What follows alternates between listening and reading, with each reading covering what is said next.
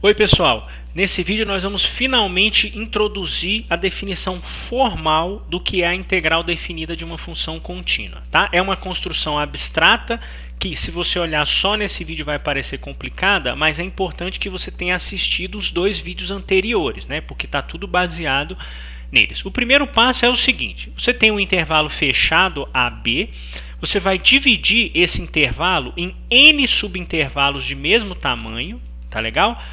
O tamanho desses intervalos vai ser dado exatamente por essa expressão. Veja, B menos A é o tamanho total do intervalo AB. Como eu quero subintervalos de mesmo tamanho, eu divido por n. Eu quero n bichinhos desse.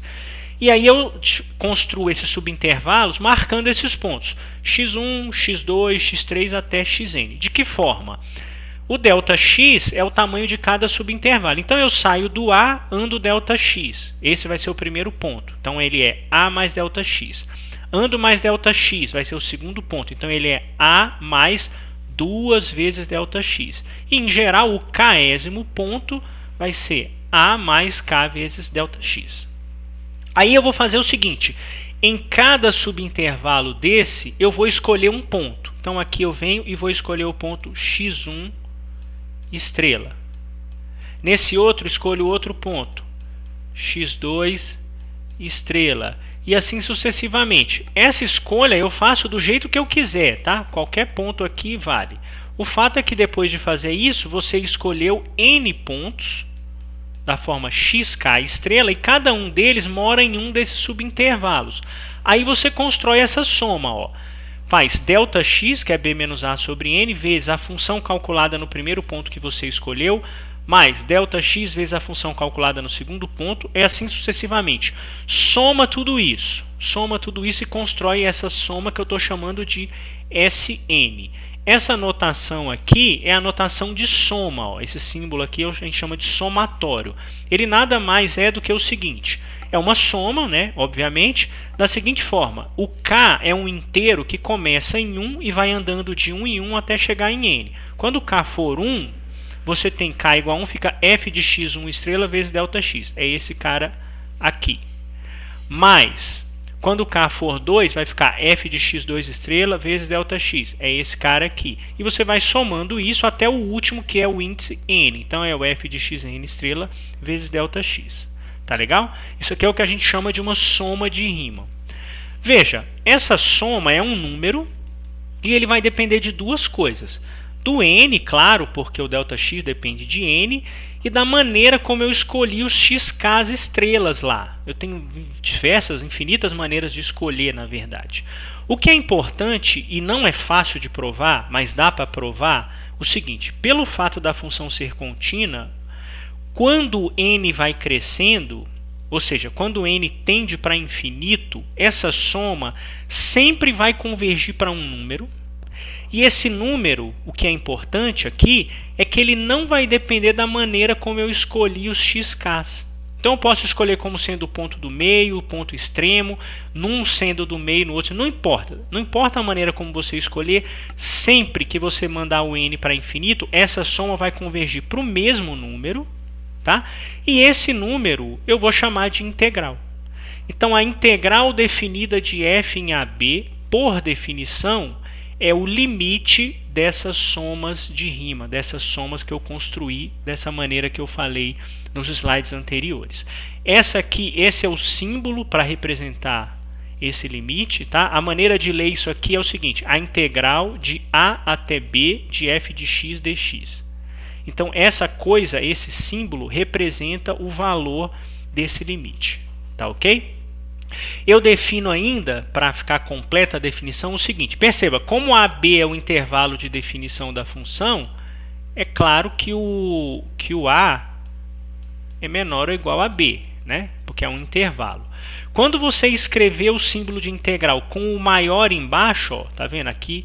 Aqui é do menor para o maior. Aqui está o contrário, do maior para o menor. Isso, por definição, é o seguinte: você inverte, faz do menor para o maior, que é a coisa normal. Aí aqui, esse você sabe calcular, é o limite. E aí você bota um sinal de menos.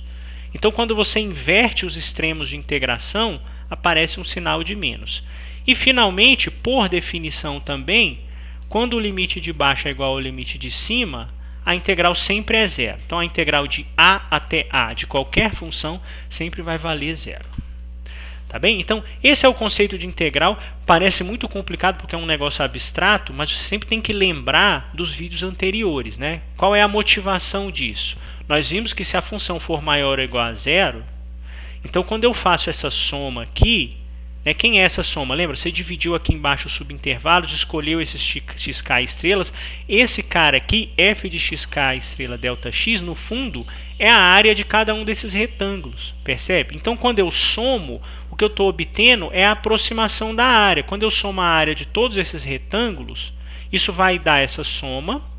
E essa soma nada mais é do que a aproximação da área que fica abaixo do gráfico da função. Quem é a área nesse caso? Seria a área essa aqui, ó, abaixo do gráfico e acima do eixo. Tá legal? É uma área curva complicada de calcular e essa soma aqui, ó, não é a área abaixo do gráfico, mas sim a soma das áreas do retângulo, ou seja, é a aproximação. Quando eu faço o número de retângulos ir para infinito, eu vou ter, por um lado, por definição, o valor da integral, foi a definição de integral. Por outro, usando a ideia da aproximação de área, eu vou ter a área. Então, quando a função é maior ou igual a zero, no intervalo AB, a integral de A até B vai te dar a área da região que fica abaixo do gráfico e acima do eixo. Tá legal? Que é isso aqui, essa primeira situação. Quando a função é menor ou igual a zero, quando você está nesse segundo caso aqui, aí precisa ter um pouco de cuidado, né? A integral vai te dar o quê? Vai te dar menos a área. Menos a área. Porque é como se os retângulos estivessem todos aqui para baixo. Como aqueles f de xk vão ser negativos, essa integral vai ter que ser negativa também. Mas aí, quando a função é sempre menor ou igual a zero e você calcula a integral, o que você está obtendo é menos o valor dessa área. Qual área? A área agora que fica acima do gráfico e abaixo do eixo, é essa área aqui. Então, a área é menos a integral, ou a integral é menos a área. Quando a função é maior ou igual a zero, a área vai te dar a integral. Tá bom? Então, você tem esses dois exemplos que nós já tínhamos feito, na verdade, a integral, a função x é maior ou igual a zero, então a integral de 1 até 3 de x vai te dar a área azul, que vale 4. A função menos 2, por ela ser menor ou igual a zero, a integral vai ser menos a área desse retângulo. Como ele tem área 8, a integral vai te dar menos 8. E você tem o caso mais, assim, eu diria um pouco mais complicado, que é quando a função troca de sinal. Por exemplo, a função x mais 1 sobre 2 no intervalo menos 3, 3, ela fica negativa de menos 3 a menos 1 e positiva de menos 1 até 3. Então, nesse caso, a integral funciona como uma área líquida. Tudo que está para cima entra somando e o que está para baixo entra subtraindo. A área desse triângulo é 4, desse vermelhinho é 1. Então, a área líquida dá 3. A integral vale 3. Tá? Então, qual é a relação que existe entre integral e área? Quando a função muda de sinal, a integral te dá a área líquida. Quando a função não troca, se a função é maior ou igual a zero, vai te dar a área da parte de cima. E se a função é menor ou igual a zero, dá menos a área da parte de baixo. O que mostra que sempre que você sabe calcular a área, consegue desenhar o gráfico e calcular a área, você consegue calcular a integral. Ó. Olha essa função aqui. Essa função aqui nada mais é, ó, quando você faz y ao quadrado mais x ao quadrado igual a 3 ao quadrado, isso é a equação de uma circunferência centrada na origem de raio 3. Aí, você passa esse x quadrado para o outro lado e no fundo você vai perceber o seguinte: você pode tentar isolar o y, vai dar mais ou menos raiz de 9 menos x quadrado. Quando você escolhe o sinal de mais, você está pegando essa parte de cima aqui da circunferência. Então essa integral é fácil de calcular, porque essa função é maior ou igual a zero. A integral de menos 3 até 3 vai dar a área dessa região aqui, que é metade da área do círculo, né? Como o raio é 3, a área do círculo seria 9π, a integral vai dar metade, que é 9π sobre 2. No caso do x quadrado, ó, se eu integrar de 0 até 1x quadrado dx, eu estou calculando essa área aqui. Estou calculando essa área.